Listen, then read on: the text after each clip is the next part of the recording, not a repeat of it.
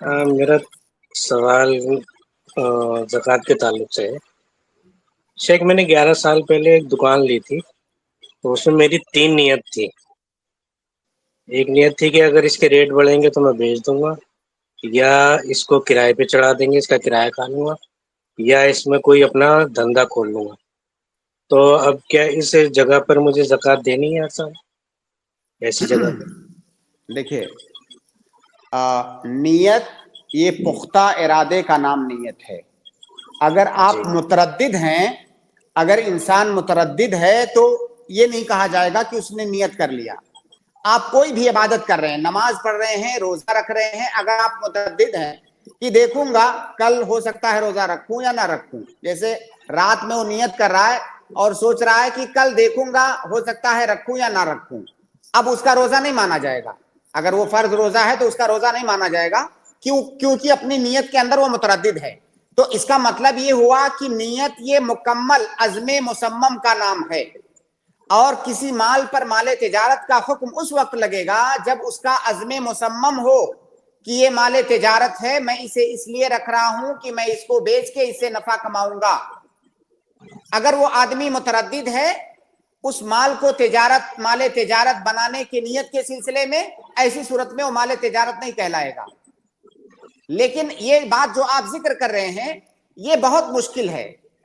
देखिए, नियत करना बहुत आसान है और नियत में तरद्दुद होना या नियत ना करना ये बहुत मुश्किल काम है। तो वो आदमी खुद ये फैसला कर पाएगा कि उसकी नियत क्या थी।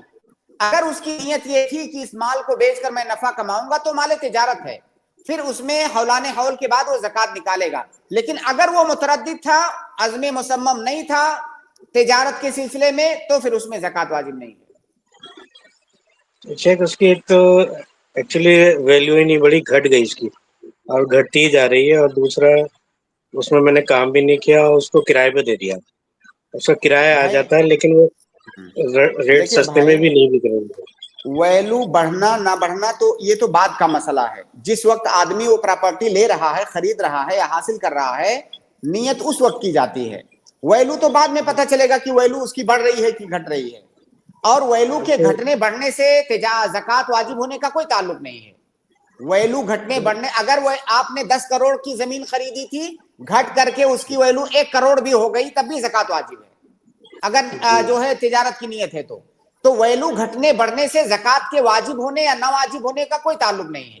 ताल्लुक सिर्फ इस बात से है कि आपकी नियत उस जमीन को या उस प्रॉपर्टी को बेच करके नफा कमाने की थी, या आप उसको बतौर प्रॉपर्टी अपने पास रखना चाहते हैं, या उस पर घर बनाना चाहते हैं, या उस पर कोई दुकान बना करके जो है दुकान करना चाहते हैं।